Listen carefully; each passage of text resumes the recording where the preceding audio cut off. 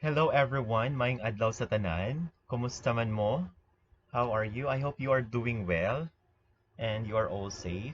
And so basically, this will be our first session for our subject, and we will not be talking about science topics, concepts, but we will be taking or talking about preliminary, or this is part of preparation for you to be prepared as learners in this new normal. So basically, ang content nito is about independent learning. Paano po kayo magiging independent learner? Lalo na ang setup or approach ng education is different from what we had last time or last school year. So my first topic will be how to become an independent learner. By the way, my name is Jethro Udo. You can call me Sir Jet. I am a grade 10 Diamond Advisor, and I'll be your teacher for your grade 10 science subject. And before I'll proceed, the topics or the contents of this presentation ay nakuha ko po from Chloe Boros. She is a famous blogger, and most of her contents are educational. So I find this very relevant or necessary to discuss this because uh, we have this new setup of education. We have this pandemic, and you will not be attending the school face to face. So you need to be responsible of your own learning, and by that you need to become independent learner. Let's proceed, or let's start. My first question for you all: what type of learners are you? Are you this kid, this boy kid? Kung makikita natin sa kanya, parang ang saya niya, di ba? He's having fun learning, while at the other side, you can see that this girl, parang very stressed, problematic yung face niya. So between these two learners, saan ka dyan? That's the question. Later on, after this session, malalaman mo, or you can make at least an assessment kung sino ka ba talaga as a learner. Okay? Ikaw ba ang nasa kanan, or ikaw ba yung nasa kaliwa? Okay, without further ado, recently sa mga news, even how many months na, because the pandemic is almost a year na, most of the things na yung mga balita related sa education, parang more parang concentrated siya doon sa mga balita na stressed ang mga bata, or they are anxious, or it affects their mental health, mga ganun na balita, di ba? When you search or look for news related to education, opening of classes. That is true, okay? Because when you type even in Google news about opening of classes, mostly yung maglalabas is students daw, even the teachers, stress sila, and it affects their mental health, psychological. So parang ganun yung problem natin. Siguro we might be asking, bakit kaya, no? Bakit kaya naging ganito? Okay, in just a blink of an eye, abrupt lang talaga, no? Parang nag-iba na talaga. Everything has changed because of this pandemic, because of this COVID. The question now, how will we cope up? Paano ba natin i-overcome ang mga challenges na ito? Lalong-lalo na sa atin mga students, sa inyong mga students, at pati na rin sa akin as your teacher. Okay, we will be talking, or we will be discussing these things in detail later. In this session, you will discover what is an independent learner. Malalaman niyo kung sino ang mga independent learner, at kung bakit kinakailangan nyo maging independent learner. That's number 2. And I'll be giving you, or I'll be sharing you some tips on how for you to become an independent learner and, of course, achieve success.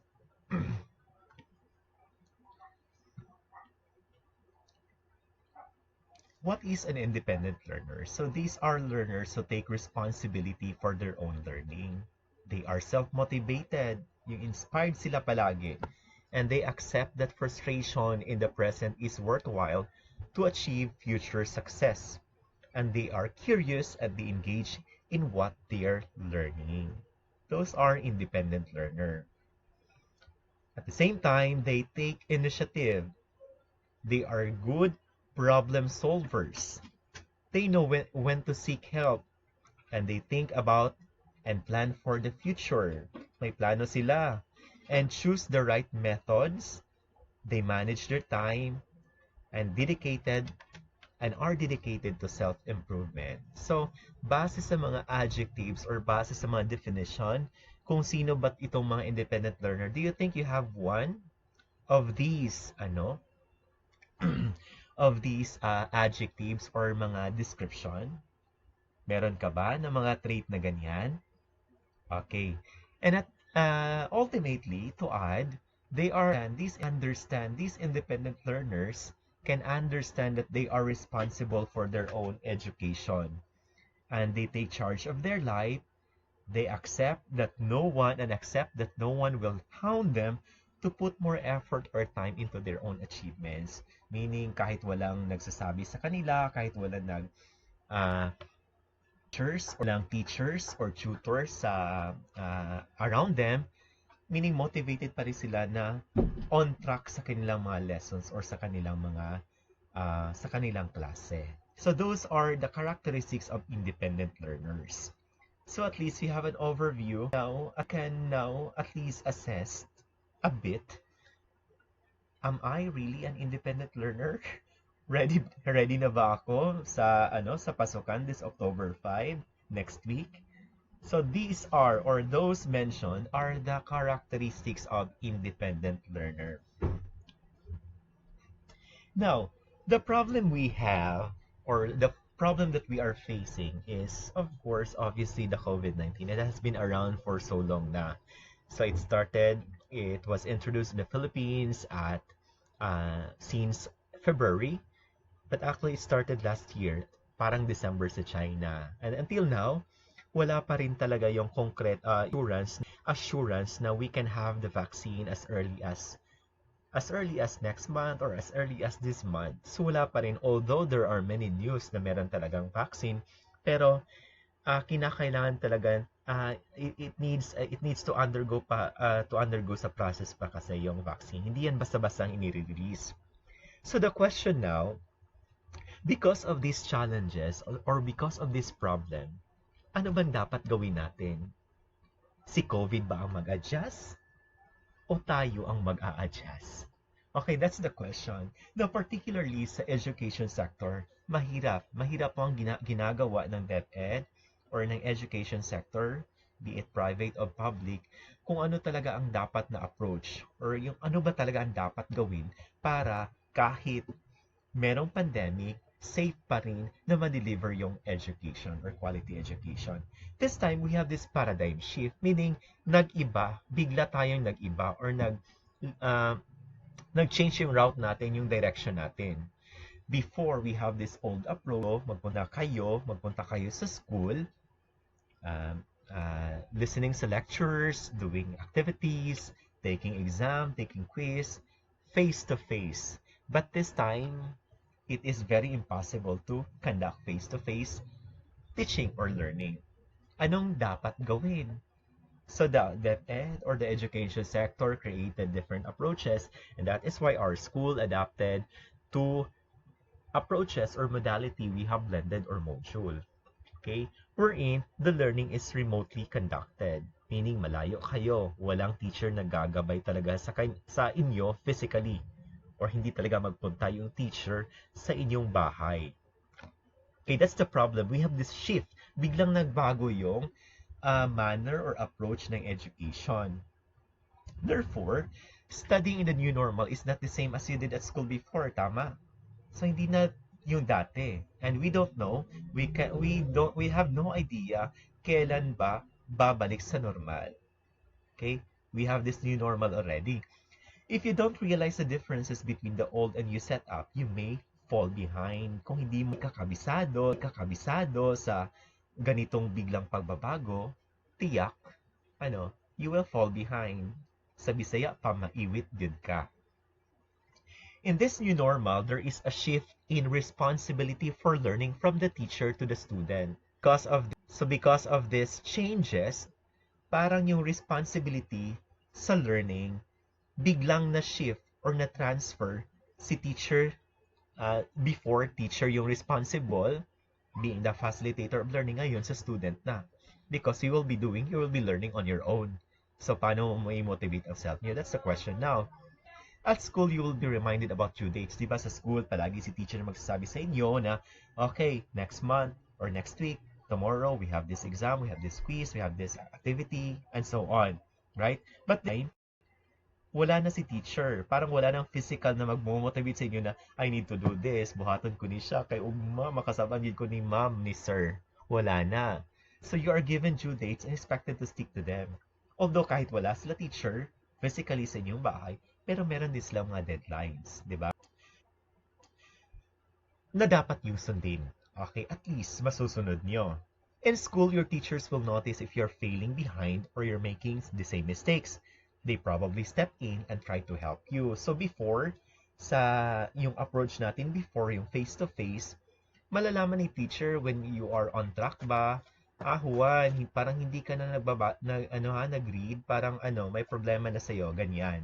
So at least, during that time before, so nung una pa, teachers can automatically or maka-step in sila or they can actually ask the student nga, uy, dong, inday, murag problema imong diri nga subject, you need to double time.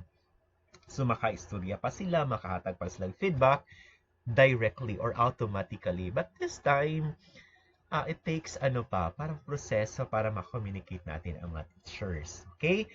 Because teachers, then you're learning your own responsibility. Because this time, your teachers assumes that you are learning, you are responsible for your own learning.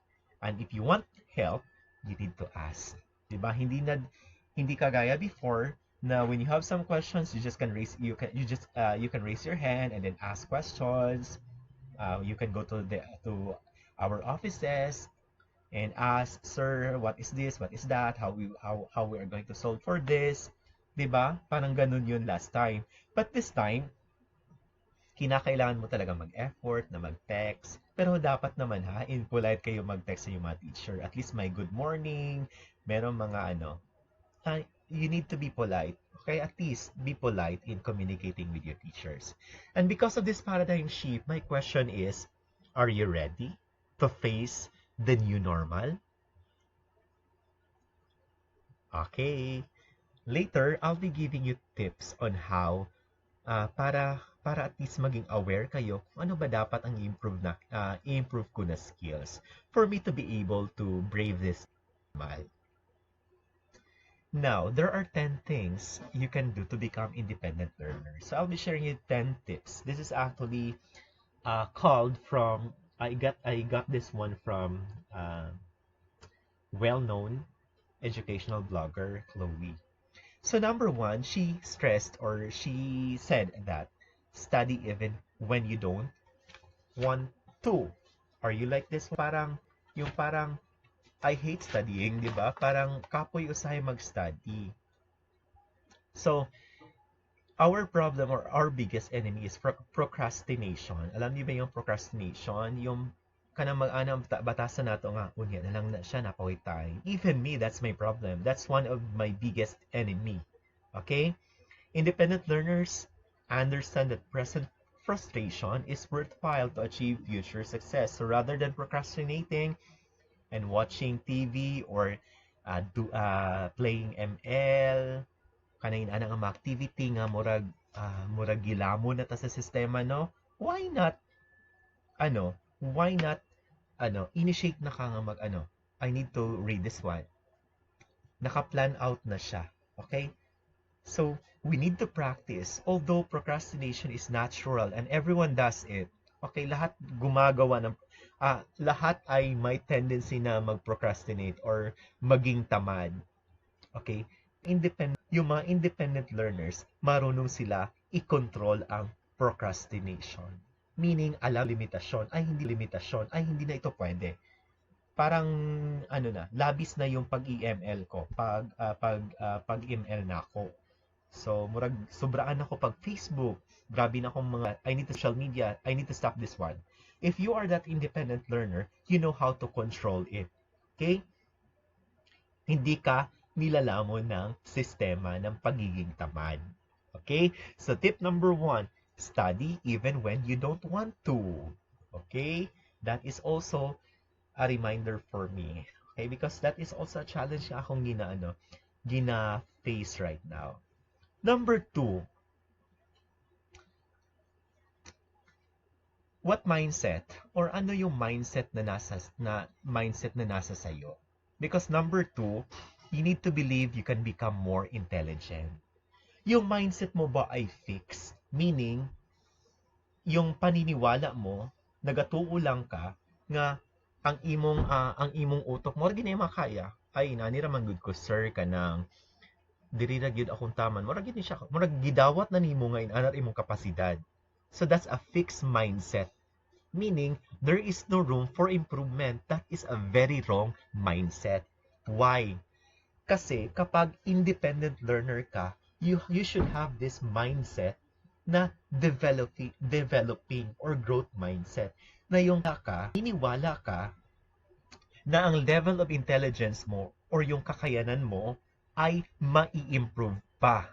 Yan ang kinakailangan natin na mindset ngayon, sir. So, no for fixed mindset, dapat yung mindset natin is growth mindset. Okay, that's number 2.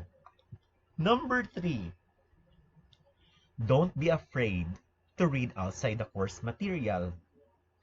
Our problem, and I'll just guess, okay, sa ako lang paminaw, if you will be given some materials like modules, baka ang tendency or baka ang gagawin nyo, yun lang din yung babasahin nyo. Meaning, ginalimit ninyo kung unsay pwede ninyong mabasa. In fact, you can access internet, di ba? We have Google, and there are thousands of available resources available online by just clicking. Okay? I-search natin, dapat marunong tayong mag-utilize sa mga courses or sa mga reference aside sa ating module. Okay? So, meron tayong mga books, meron tayong mga ibang materials na pwede natin gamitin. Okay, don't limit yourself na ha, kay module naman gud gihatag ni ma'am o sir. Module na pud akong basahon. No. Why? Because there are explanation nga mas better pa kaysa sa module nato makita. If YouTube is a very good reference or a very good learning resource para mas ma-improve nato ang atong learning. So don't limit your references or material sa module lang. Okay? Number 4 is you know when to seek help. Okay? Alam kayo kailan kayo dapat tumawag for help kay teacher, kay mama ba, or kay papa, or anyone who you think you can help you. So an independent learner knows the value in solving problems by themselves. Sometimes looking at a problem differently or taking a break and coming back to it will help you see a glimmer of solution. But if you've tried to work out a problem and you're still struggling, ano bang gagawin nyo? Marami ka nang ginawa, paulit-ulit mo nang ginawa para ma-solve ang problem, pero the problem is, nag-struggle ka pa rin. That is the point or that is the time na you need to call for help. You need to ask for help. Okay? Pero wag kayo magtawag or mag-text in the middle of the night at 1 or at 12. Okay? It's not hindi yan good. Okay? So dapat you need to observe also proper time to call or to ask for help. Okay? And also, independent learners understands that seeking support is a strength, not a weakness.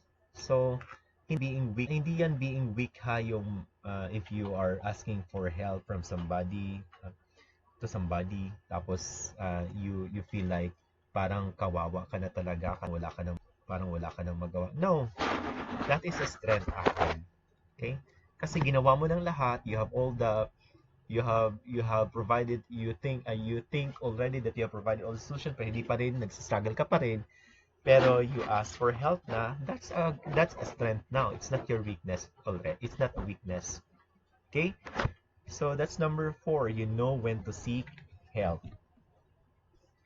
Number 5, tip. Never be surprised by due dates.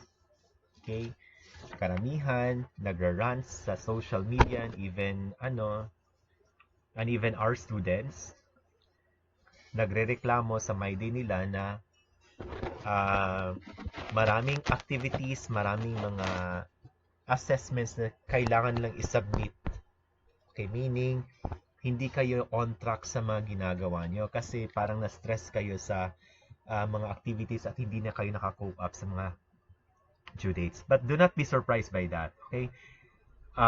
Don't try to remember due dates. Okay, ang gagawin nyo lang is, do not try to remember by just memorizing, tomorrow, Monday, ito, Tuesday, ito, Wednesday, ito, Friday, ito ang i-submit. No, you need to have a notebook or any, yung magre-remind sa inyo, ilagay nyo sa table nyo, at least ma-remind kayo kung ano-ano ang dapat itapusin nyo ng mga activities. Okay, you need to record. Do not memorize. Okay, do not remember. You need to record. Okay, and then plan their workload by their due date. So, these learner na independent, meron silang plano. Okay, sa Monday, dapat ang science ko matapos na. In the afternoon, dapat yung math ko kasi meron pa akong 3 activities na kulang na hindi ko pa nagawa. Dapat gawin ko by afternoon ng Monday. Ganun dapat. Okay, ganun kayo dapat mag-plan sa inyong mga workload. Okay? Tapos, ilagay niyo yun sa table niyo or even in front of your study table na ito ang dapat kong target this day, tomorrow, ganyan this week. Okay? Never be surprised. You just need to record every single activities or mga assessments na dapat nyo i-complete by in every day or every week. Let's proceed. Number 6, malapit na tayo. Know where to find your notes and documents. This is also my struggle. Because I am a type of person kasi na hindi masyadong organized. Even my laptop, hindi masyadong organized yung yung mga files ko. So don't be like me ha. So you need to have this organized notes and documents para during assessment or during review, agad-agad makita nyo yung mga information or mga documents or notes na kailangan nyo. Okay? So, know where to find your notes and documents. Dapat organized kayo. Okay? Because an independent learner uses simple but effective systems to keep their notes and documents organized. So, they always know where to find them. Number 7, don't fall behind by not spending enough time studying. Okay? The same as you, I am also a student. And this is also my problem. This is one of the biggest problem I consider na pinaka-challenge din sa akin ito. Kasi every time na may ipapagawa na activity sa akin, I always think na kaya ko yan gawin ako na buhaton ugma sa gabi kay okay na siya dali. Ni pagka-ugma dahil hindi dahil mabuhat. Diba ana? Okay? So, meaning dapat na-schedule na to or dapat nag-spend enough time mag-study. It can be hard to find a balance between making time for studying but also having life. Lisod yun siya, no? Kanang gusto ko nga, aside from studying, balanse po akong kinabuhi nga maglipay po ko usahay, dili ko si kagulog study, nga gusto po ko maka-jogging, gusto ko mag-bike, Lisod siya at first. Pero, ang independent learner knows they need to build studying into an everyday habit.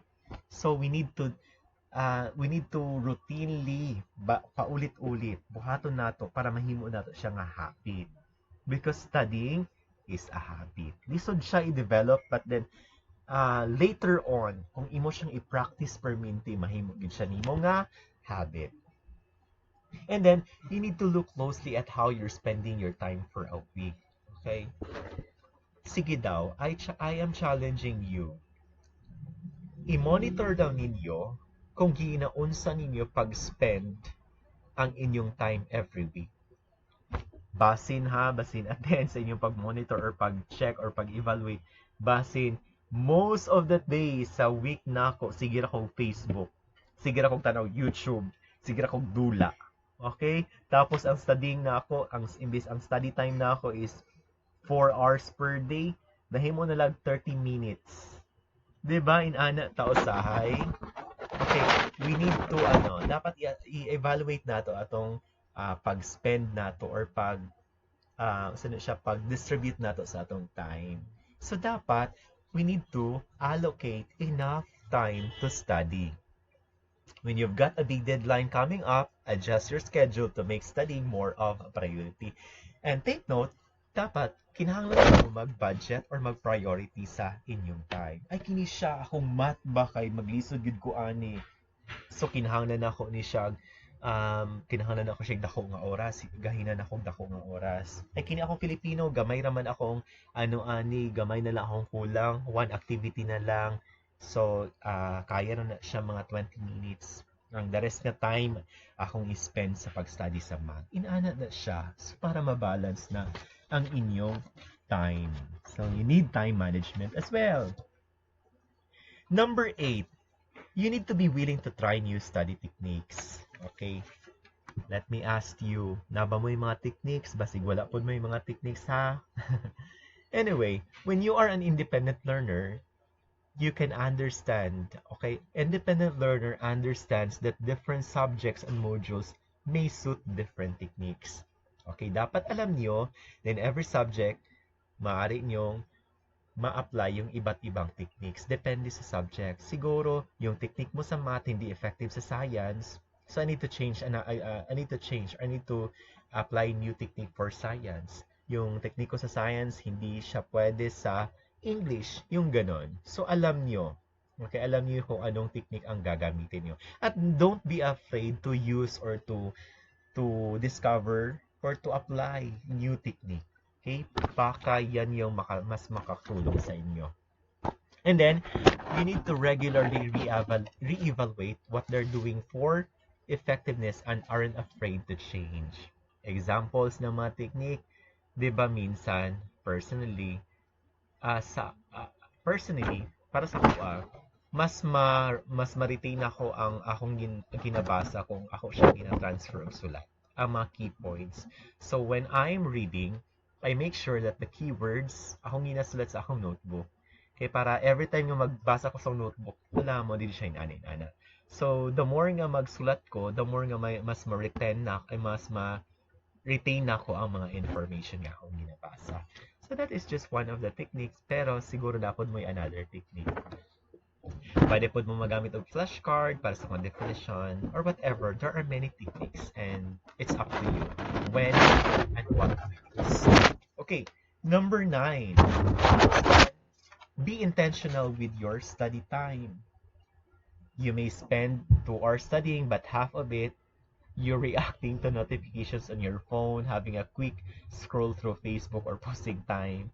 So dapat, 'di ba? Mag-schedule mo dapat, pero ang inyong gibuhat imbis mag-study mo 2 hours, ang inyo nang gi-study 20 minutes na lang, kay nga naman sige ra mo react sa inyong mga Facebook, sige ra mo My Day, sige ra mo Instagram, sige ra mo TikTok. Okay? You need to be careful. Okay? Kaya usahay ka nang we feel like murag nag-study na ta, pero kung natay tapad nga cellphone, pag open na sa Facebook, hala, sige na scroll hangtod wa na tayo nabuhat or wa na tayo na study. So be careful with that. Okay, kay grabe po ni sa Facebook at social media. Labi na ng mga TikTokers nila. Okay? And lastly,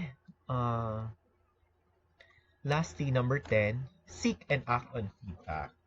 So this time, although you will be learning remotely or you will be away from us, from us teachers, you need to be abreast or dapat updated kayo sa mga feedback ng teachers. Kasi, alam niyo naman, every week magpunta yung mga parents niyo sa school para ibigay yung mga modules, mga notebooks, na mga activities niyo to check them. And siguro, in between that days pod sa week, na magtawag ang teacher ninyo yung Ana to follow up you, to give you feedbacks. You need to take action, ha? Okay, for example, feedbacks for your pieces or assignments, tapos merong gustong i-clarify si teacher, meron siyang i-ask, you need to respond. Okay, para alam ni teacher at kung may ginagawa ka ba talaga. Okay? And then, demonstrates that you are motivated, so tutor should be willing to help. So, ipakita niyo rin na you are interested to, interested with the feedbacks or nagre-reply kayo sa mga feedbacks para at least parang ma-gauge din yan or parang ma-sense din yan ng teacher na okay, this student is ay gumagawa ng kanyang assessment or activities talaga kasi nagre-respond siya sa aking mga feedbacks. Okay? And take note, independent learners understand they must act on their feedback if they want to improve their grades, 'di ba? What is the use of feedbacks kung hindi mo what is the use of the teacher's feedback kung hindi ka naman nag-respond? So, pointless siya, useless siya. So, at least you are willing or you have an interest to respond with the feedbacks given by your teachers or advisors. Okay, these are the 10 things that you can do to become independent. Okay, wait for a while. Inuman ako ng tubig na.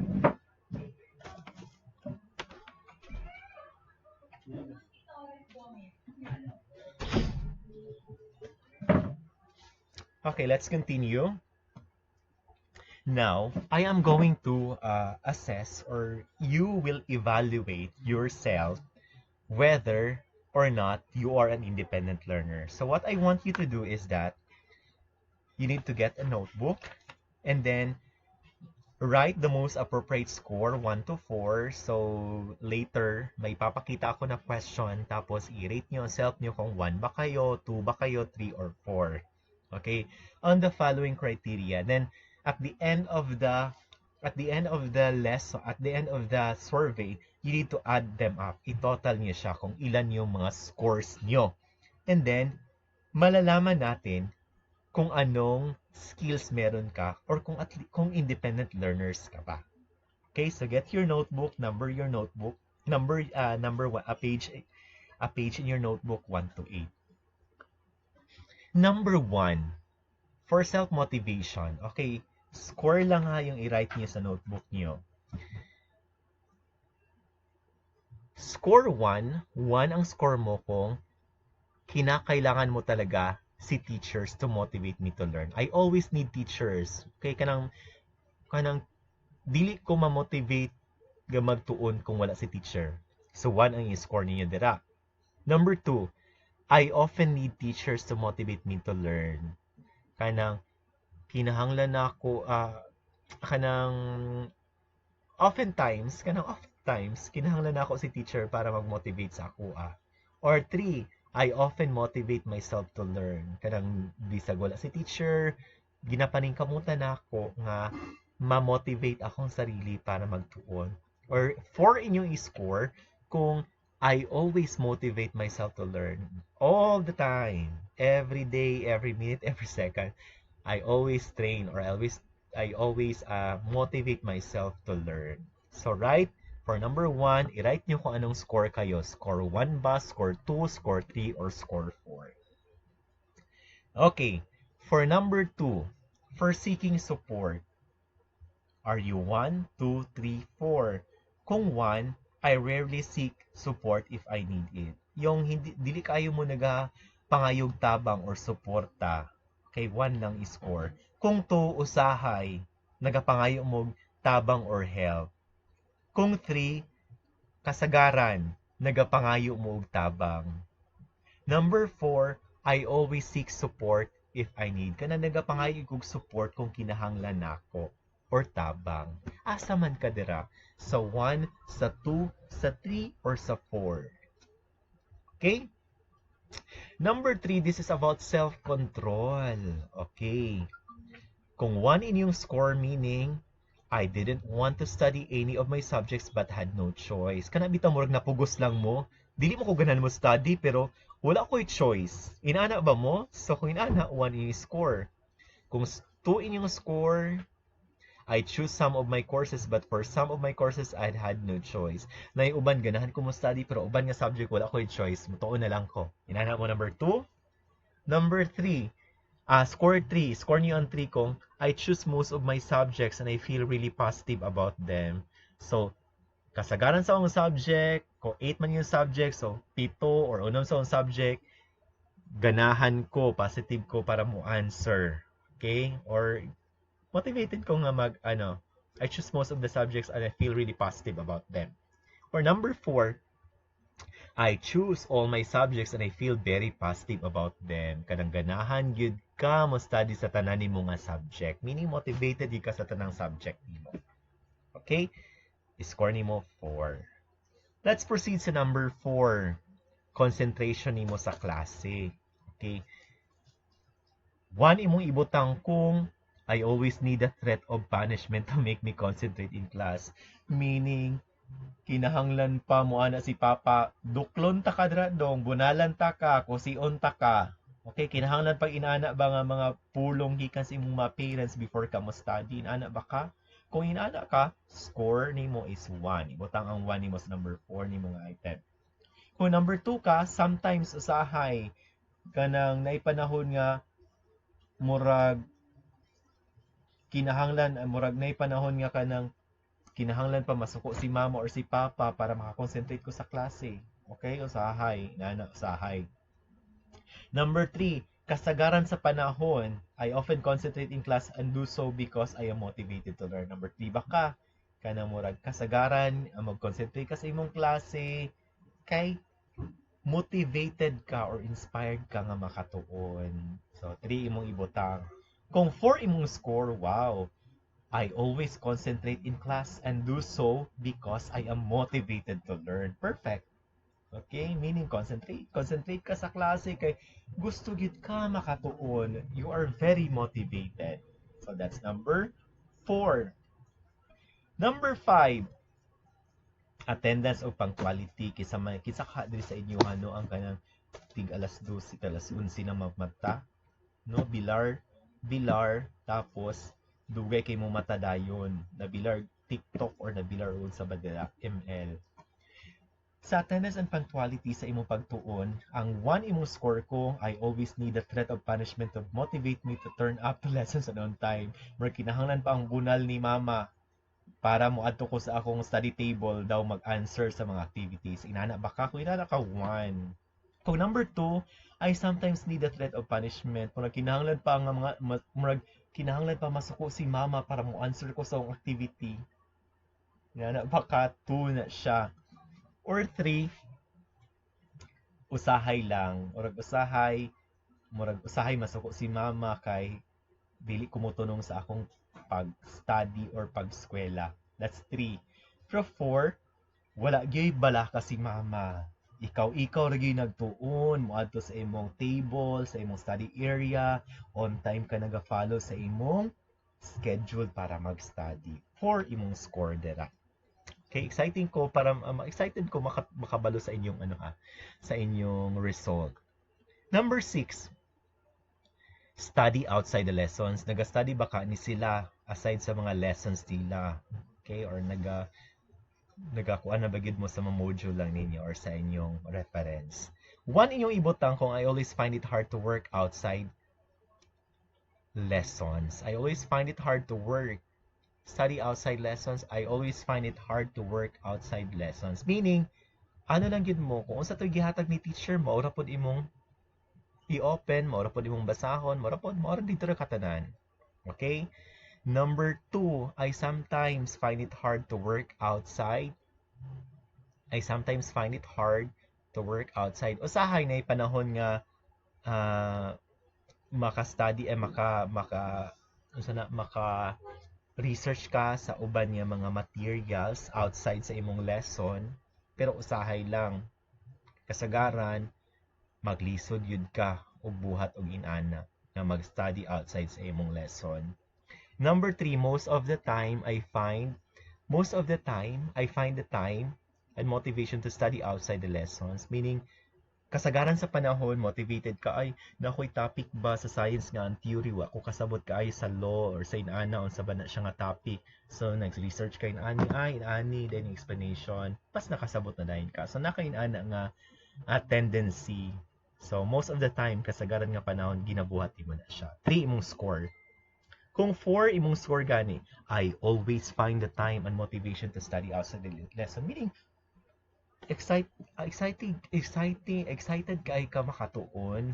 Aside sa lessons nga naa sa imong mga modules, gusto pa nimo extend imong mahibal-an. Hala, ganan ko ano yung topic kay more on ano siya, inani, interesado kay ka, so nangita pa kag mga other explanations which is outside of your lessons. So that's 4. Okay, number 7, catching up missed work. Di ba mo nitong problema sa kadaghan sa activities, assessments, daghan na gito'y makaligtaan. Okay? Unsaon mo pag-catch up, ani? 1, imong score kong if I miss a lesson, I would always need a teacher to force me to catch up with the missing work. Meaning, kung naa kay na miss nga lesson, mura kinahanglan pa nimo ang teacher nga mo pugos sa imuha nga, oy buhata intaw na dong kay wa kay grado ana, mura ginana bitaw ang drama. So, baka ko inana ka 1 score. Kung 2, if I miss a lesson, I would sometimes need a teacher to force me to catch up with the missing. Kung na kay na-miss nga lessons, kung 2 imong score, murag kinahanglan, murag feeling pa nimo, kinahanglan si teacher nga magpugos sa imuha para ma-comply nimo itong ma-miss nga lesson. Or 3, in most cases, if I miss a lesson, I would find out the missed work and try and catch up without being told by teacher. Sa 3, sa kadaghan nga panahon, although na kay miss nga mga lesson, pero nagapaningkamot ka nga ma-catch up or matiwas to imo man na miss nga lesson. Or imong ginapaningkamutan at least most of the time nga makumpleto to mga activities or lessons nga wala nimo na take up or na catch up. Or number 4, in all cases, if I miss a lesson, I would find out the missed work and try and catch up without being told by teacher. Okay? Ano jud ka kanang hala, ang akong English activity 2 na ako, wala pa na ako na kompleto. Ako ni siya ansiran ko nga BE ana. Kani ako ni siyang kompletohon, kompletohon without being told. Perminti ni mo na siyang ginabuhat.